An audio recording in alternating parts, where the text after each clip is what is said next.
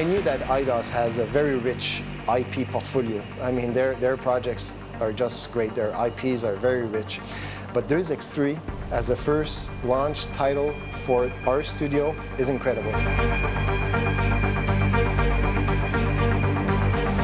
If you want a great studio, you need great game. So, and to have a great team, you need a great game. So it's a whole, you know. So that's the decision we took at the beginning, you know. We want a strong studio, so we need strong franchise and we need strong people to work on them. So it's a huge challenge, but it's no choice. You need that.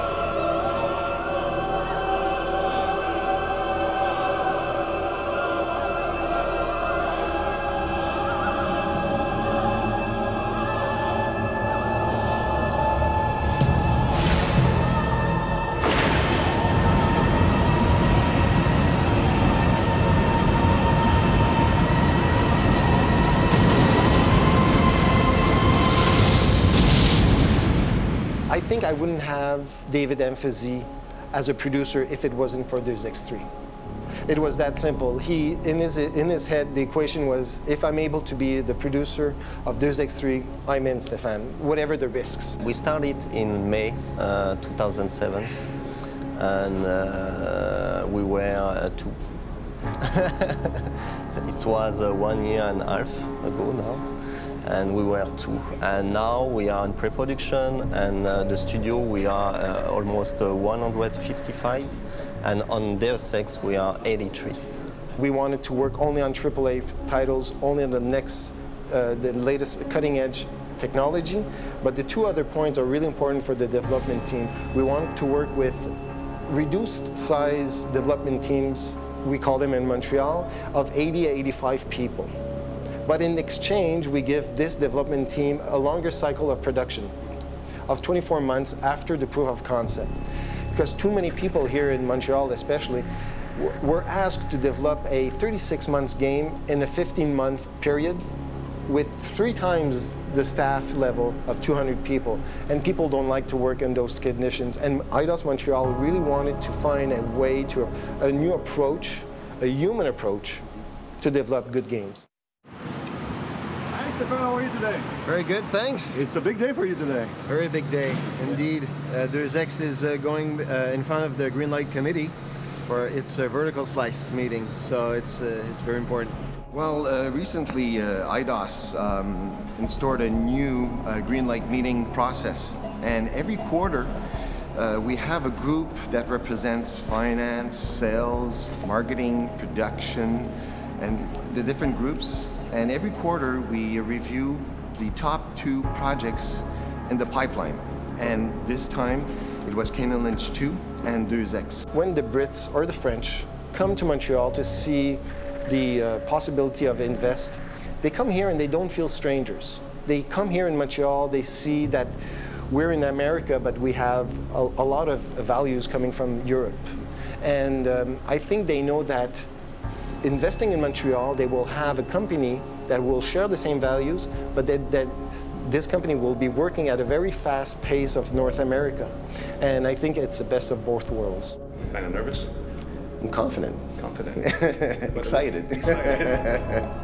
No, it's going to work fine. It's going to work fine. I mean, there's always stress during these meetings, but when you have confidence in your team and in the content, things will move.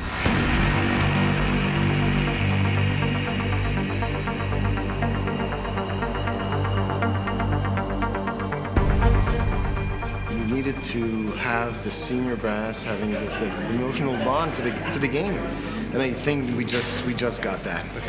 Yeah, it was silence in the room. Everybody was looking. The music was very well integrated. All the major features were well demonstrated.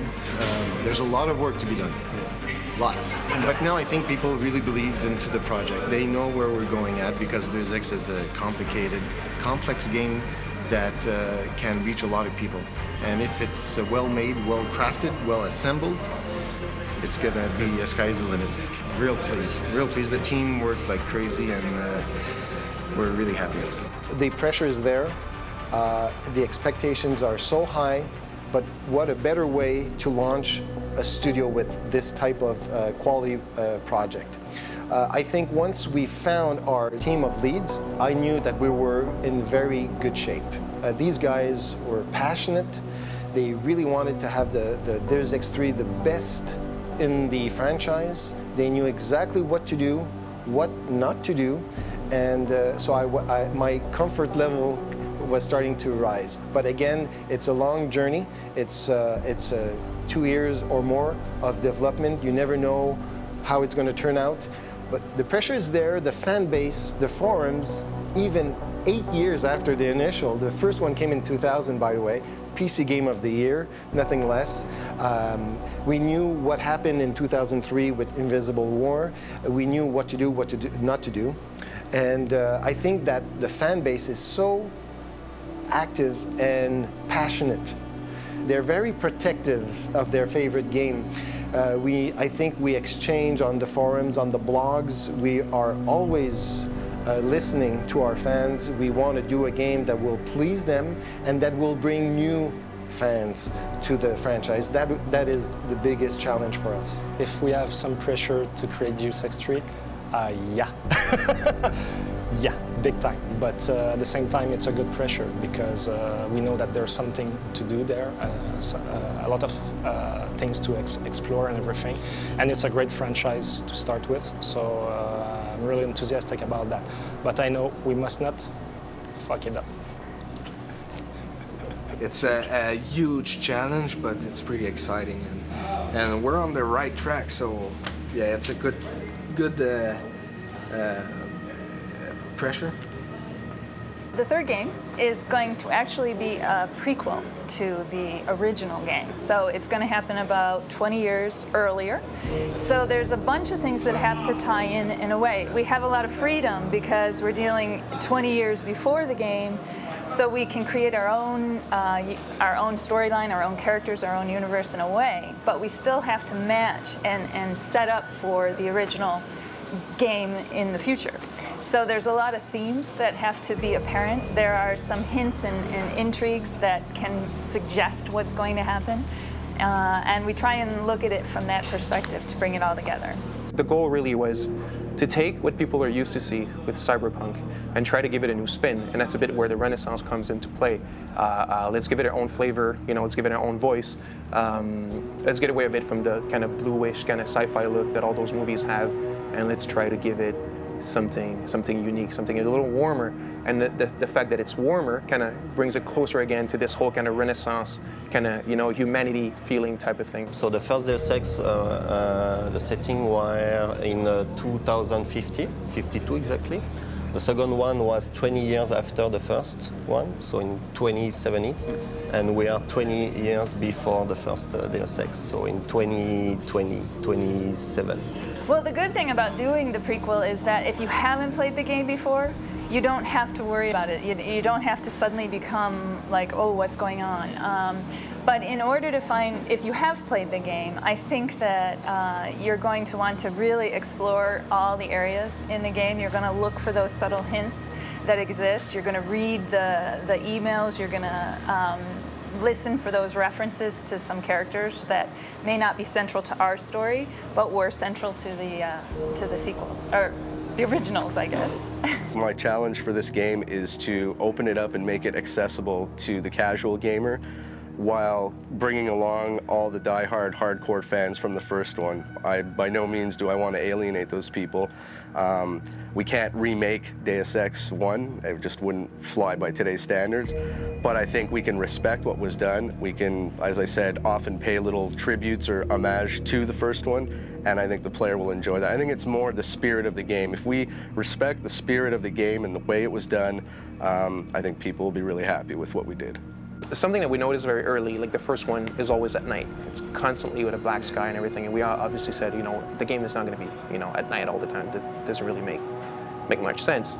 And that was part of a very strong feeling in the first one. But we're kind of changing that a little bit. But I think the feeling of Deus Ex is the fact that you're in cities most of the time, like in the city hubs and stuff like that. Then it's to kind of like get those very kind of expensive interior, that you can explore, and like the corporate kind of technological, kind of techno interiors, kind of looking places.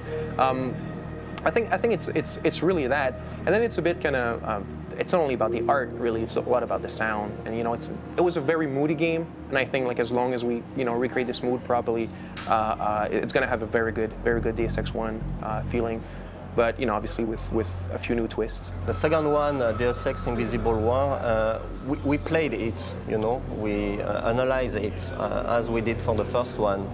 But is different, and so why we focus on the sequel, the Deus Ex 3, on the first one, just because we think that the first one has the pillars we want to use for Deus Ex 3. We do our best to keep the core experience of the Deus Ex games with Deus Ex 3, so even the old die-hard fans should be able to feel home again. And you know what? We have to do the best we can for this one, and I think it's going to be a very strong product.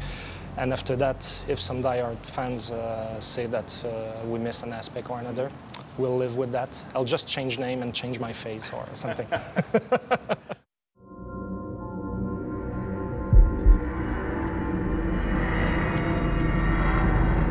The teaser of Deus Ex 3 that was released in November 2007, there's a funny story behind that, because the proof of concept was approved by the UK, if I remember correctly, on October.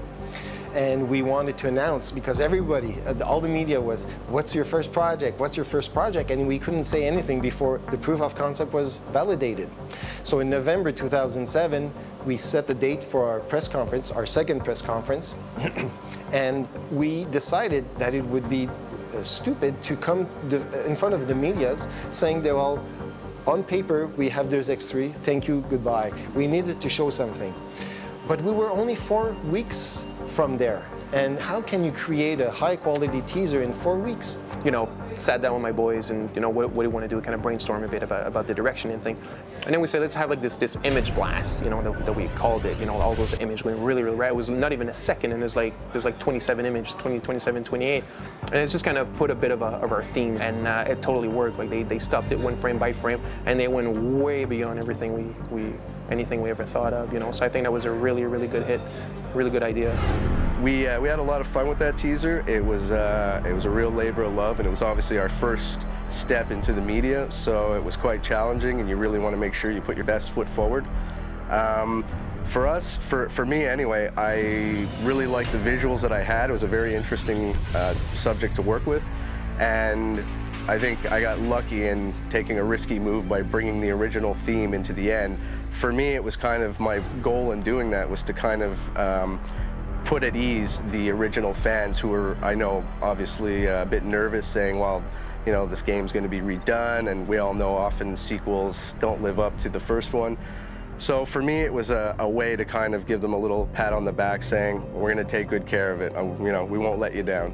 And it hit a core, because I think 2 hours after the official release, game trailers picked it up, and I think within 24 hours, fans were starting dissecting the video clip, and the blogs just lit up like a Christmas tree. We actually wrote a name on the little fetus and the little baby thing, which is not even from us. Is the 3D studio that worked, Digital Dimension, that did it for us.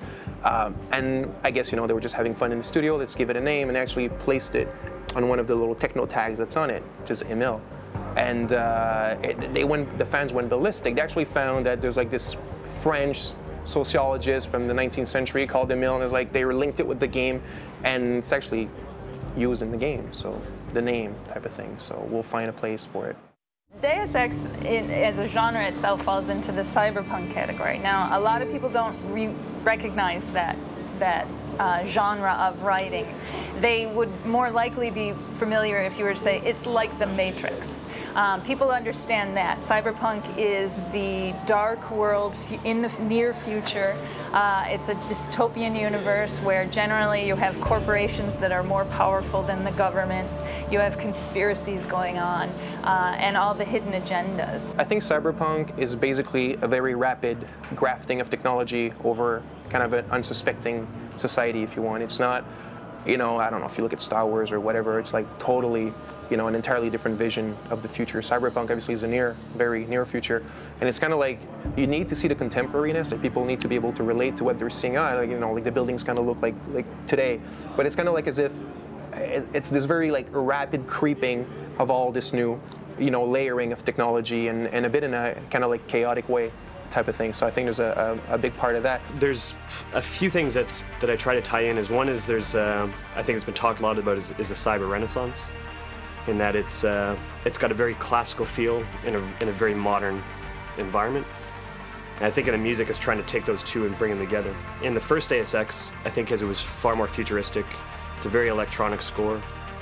It's very synthetic, and it completely works. In this one, I think because it's 25 years earlier, it's a generation earlier, it's mechanical augmentation, it's not nano augmentation.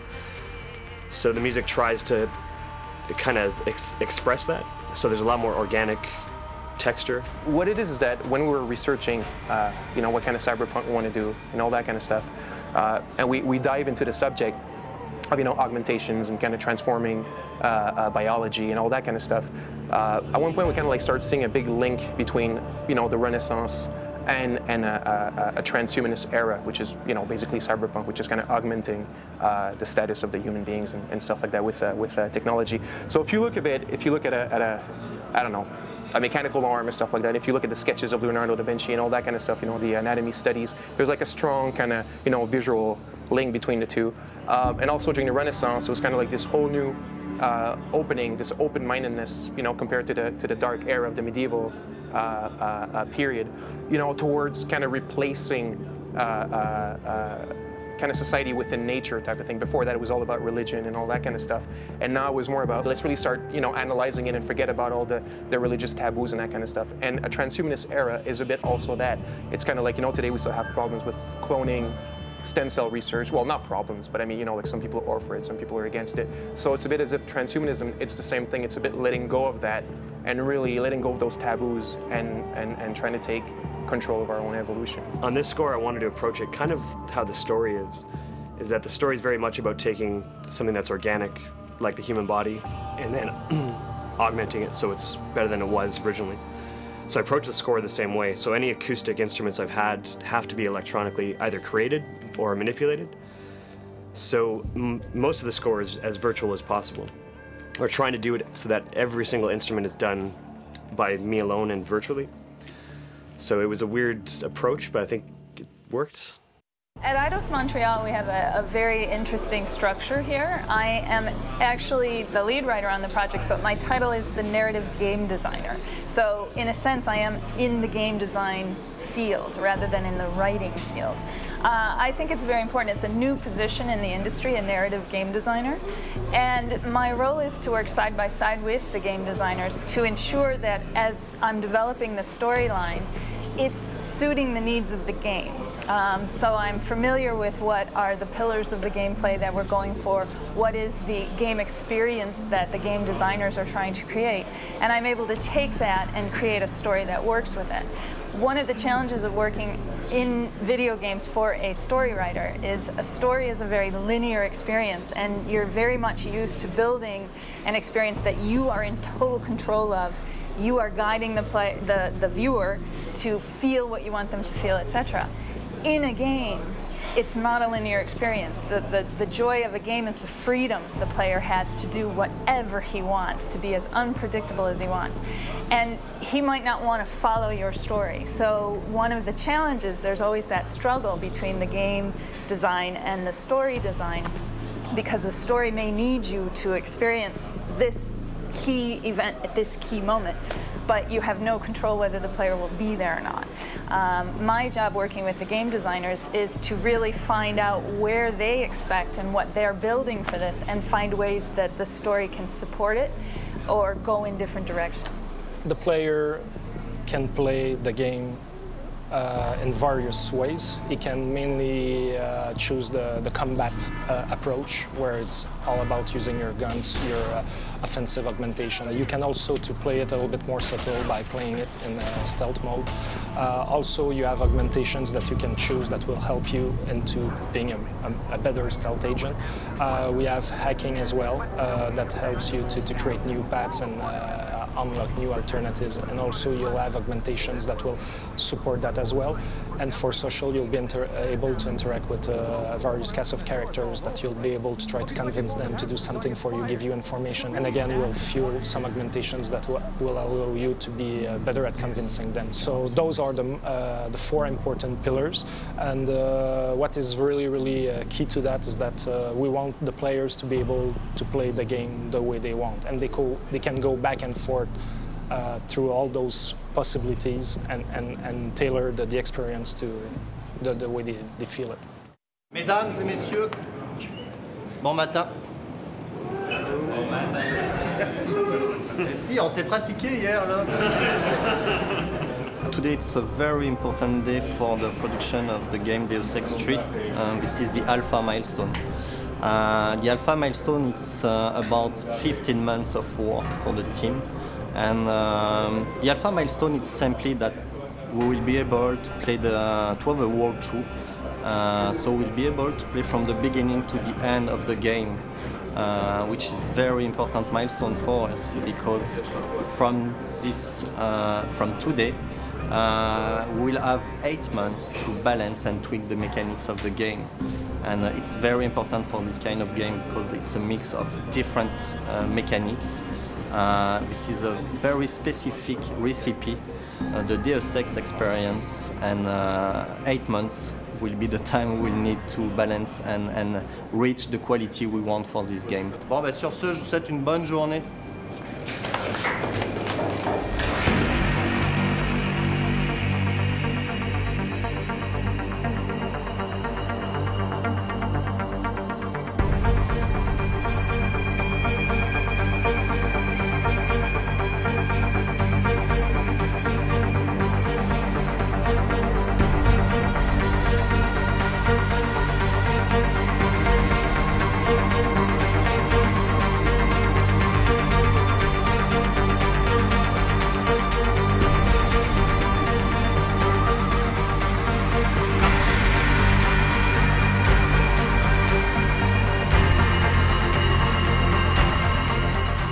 H2, on est alpha.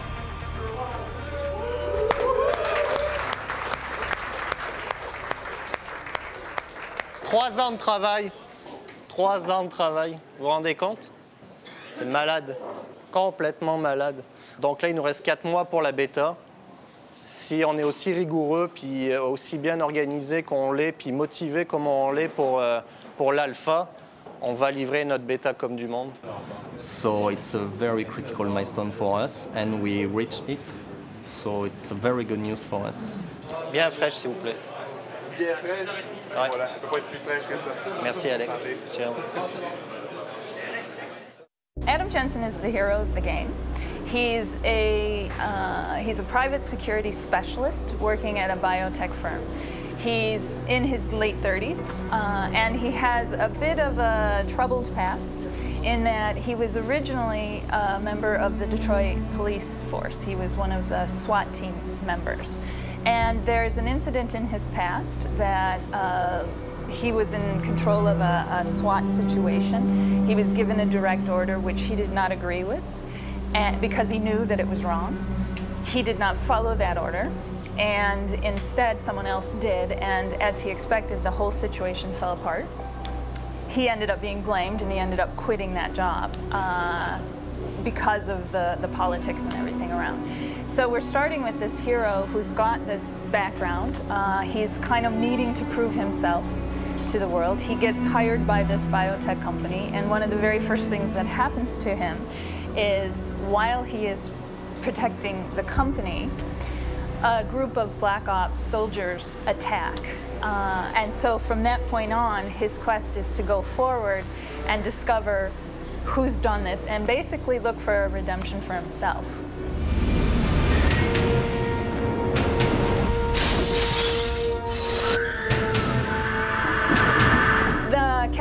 for the game was a lot of fun. We originally took it from the standpoint of the first thing we have to start with is scripts.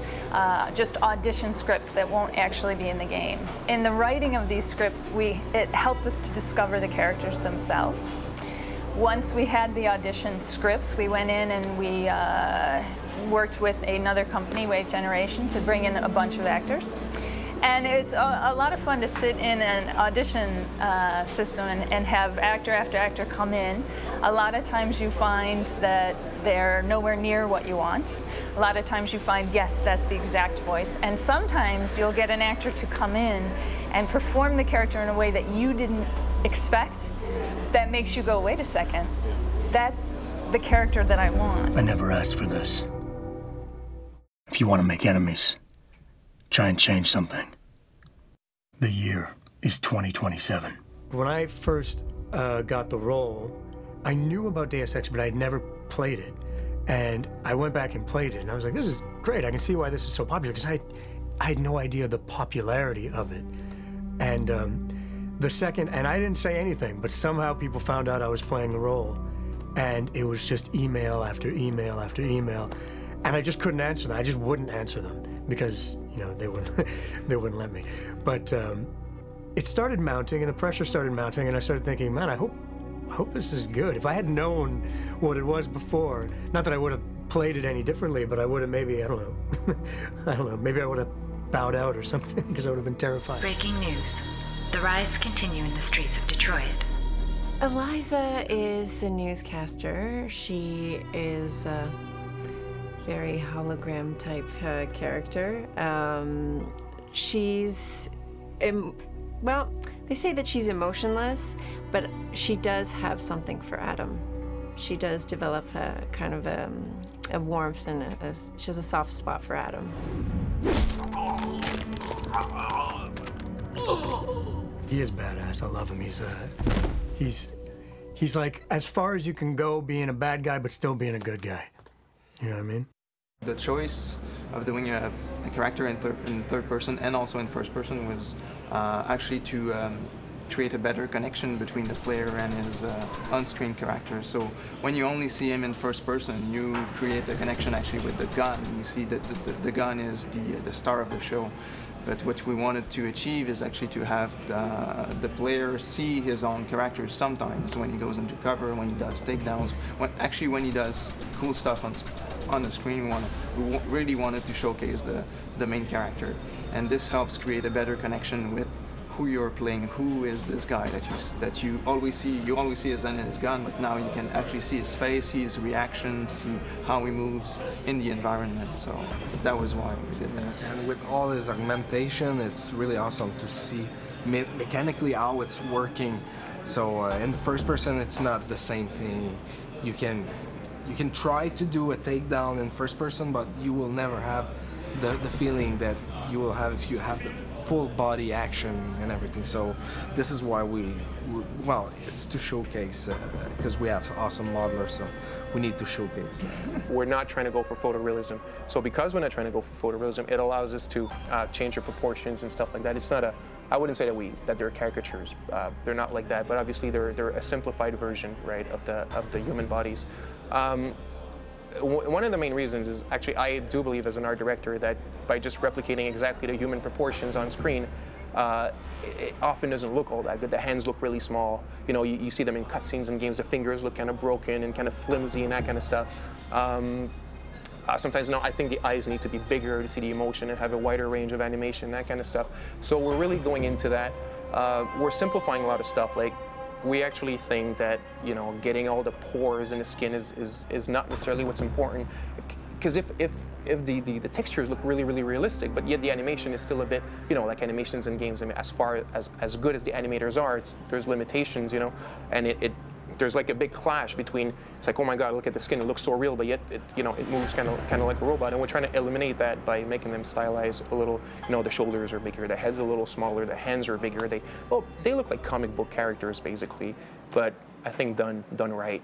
My name is Will Rossellini. I'm the CEO of Microtransponder. We're a medical device company developing wireless devices to interface with the nervous system. The idea of the $6 Million Man to enhance Human capabilities is certainly out there. Military has been more focused on helping soldiers get better. So for the DARPA project, the $6 million man, at last count, the arm cost $100 million. So they have a host of projects working with rehabilitating the warfighter, and it's in the orders of billions of dollars in treatment for other cognitive disorders like post-traumatic stress or anxiety or tinnitus, for example. The question is, well, what exactly does it mean to be human? Which is one of the really interesting sort of subplots to this Deus Ex game is, okay, what does that mean to be a human, and how does that interface with our way of dealing with the world outside of us? It's a prequel. It happens before nanotechnology. Nanotechnology is in the game, like meaning they do stuff with it. They don't know how to implant it in the body yet, you know. So it's going to be using, you know, objects and stuff like that, but not for augmentations. One of the early things that we said is that we don't want to go the kind of old school way of drawing cybernetics and stuff like that, you know, kind of like the chromy metallic arms with, like, you know, wires coming out of the chest plugging into the head. Like it makes no sense at all. So I really didn't want to go for that. I wanted for something a little, you know, a little more subtle. The main thing was to actually generate a planned uncanniness, almost like a prosthetic. You know, when you look at a prosthetic, it doesn't look natural, but yet it's skin colored, that kind of stuff, and it kind of looks weird. So we're kind of aiming for that a bit. So you might have a guy that has you know, a flesh-colored arm, but it's kind of it's thinner, that kind of stuff. You know, it kind of bends in weird ways, because obviously, if your arm is mechanical and it's stronger, it doesn't necessarily need to be bigger. I mean, it's just mechanical anyway, right? So we're trying to, like, get into that. I was very disappointed in some movies, in part because they really just said, we're going to take a robot and put some human parts to it. And that's fine, but they could have done a lot more work. And a lot of credit goes to the Deus Ex team. When I showed up day one, they'd already read 10 times more than I would have expected. And over the last 2 years, they've become experts in and of themselves.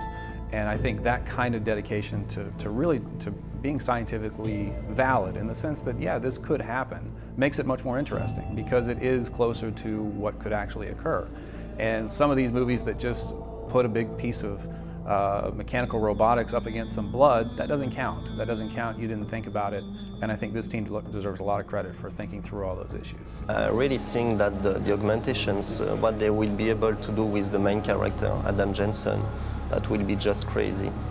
So, and I know that because we did a focus test, and it was just, you know, a high-level prototype, you know, and or videos, and they already say, okay, that's great. The idea that the 7 degrees of freedom that we currently have with our arms is certainly limiting, and the way that the main character can manipulate, I'm not sure how many degrees of freedom the developers will actually program in, but we're talking on the orders of 20, 30 degrees of freedom.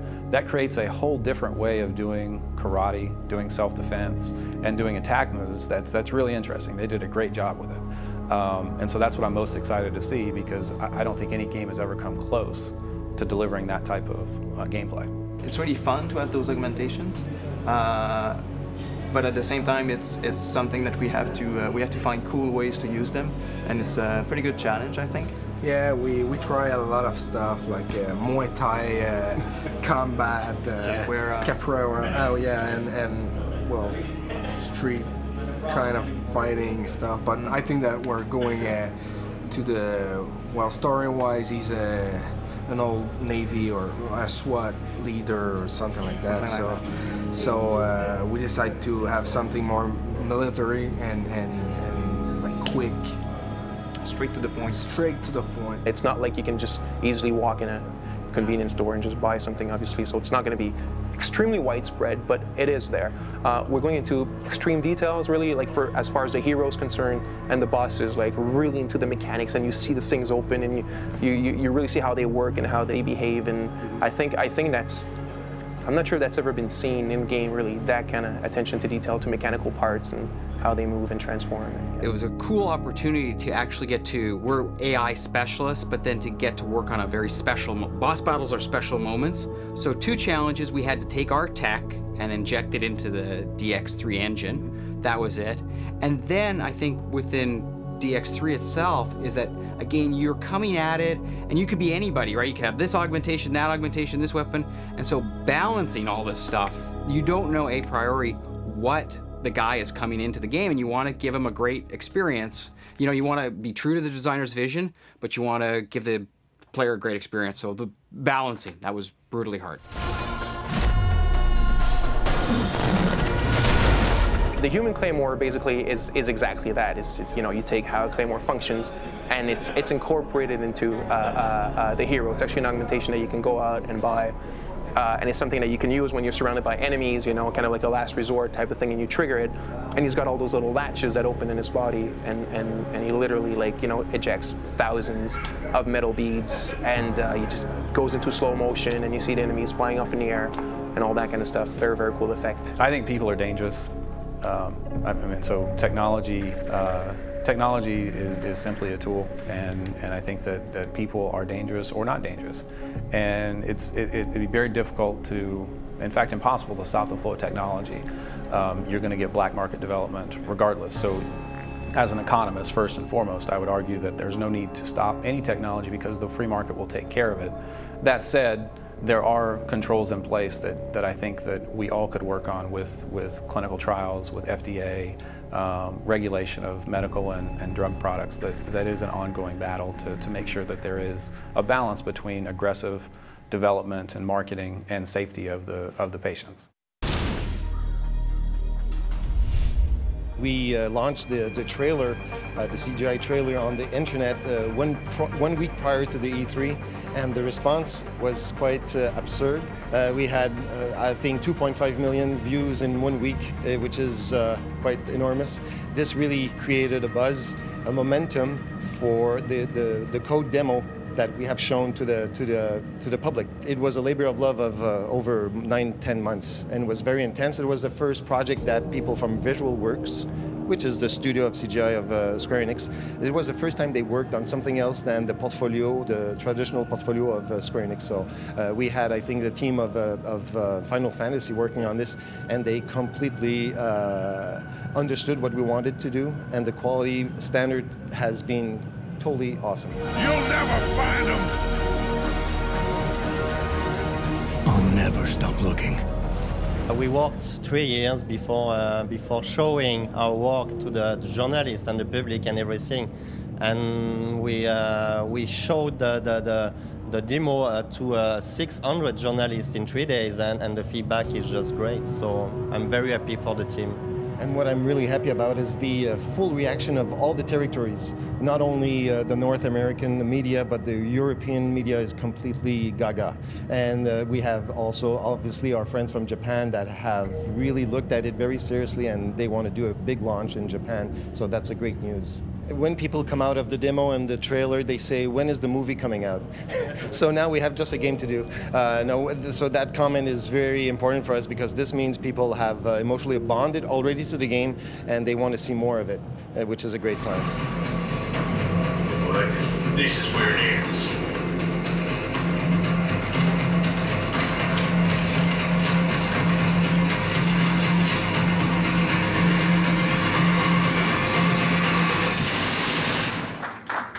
Thank you. Thank you very much. Hope you enjoyed it, and enjoy the rest of the show.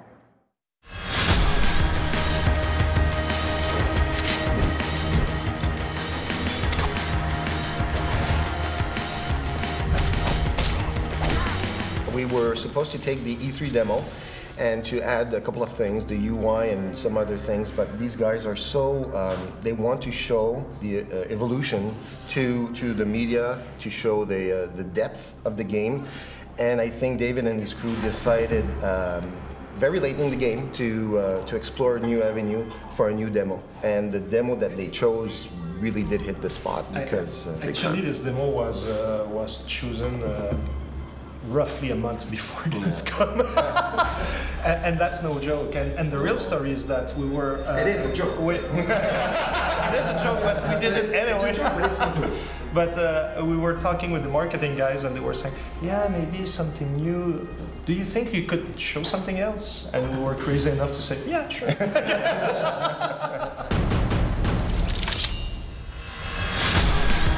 It's almost as if at E3 it was like a teaser.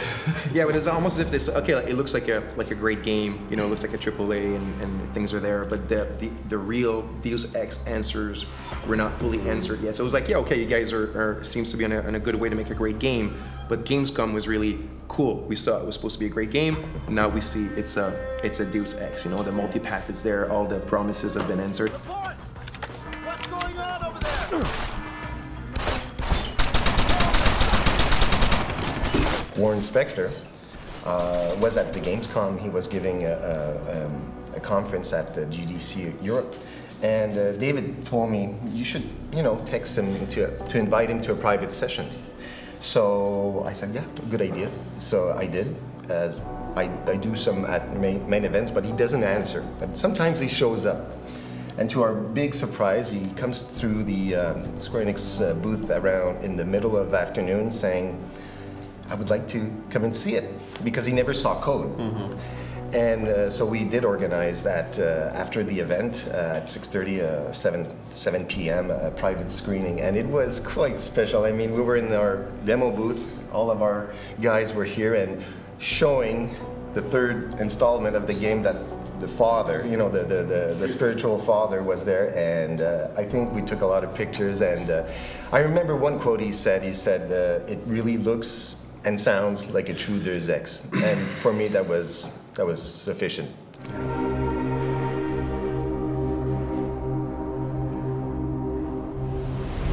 You're gonna love Hengsha.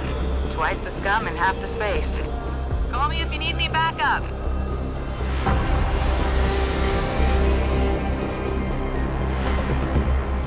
There's a nightclub in this sector called the Hive.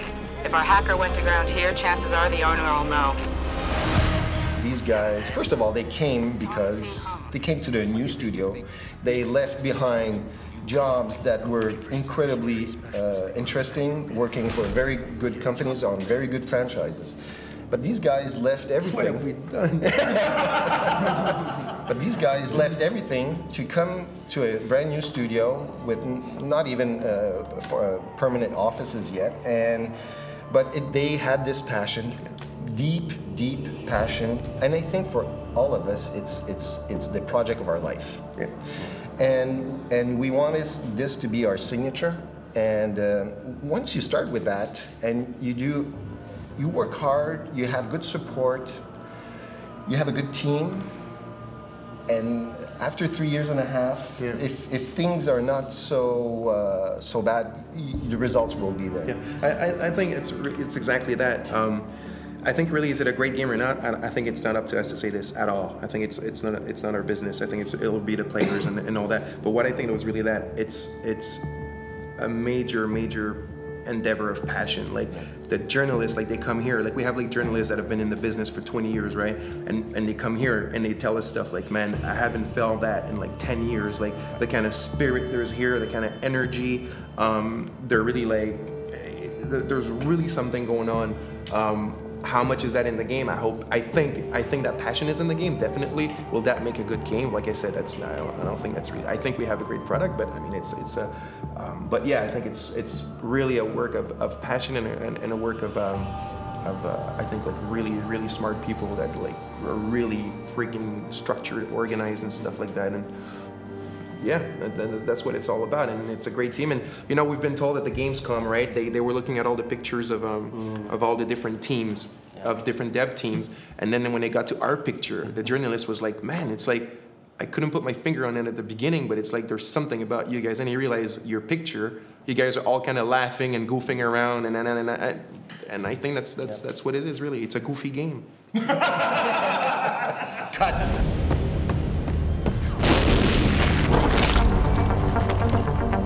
If you want to make enemies, try to change something.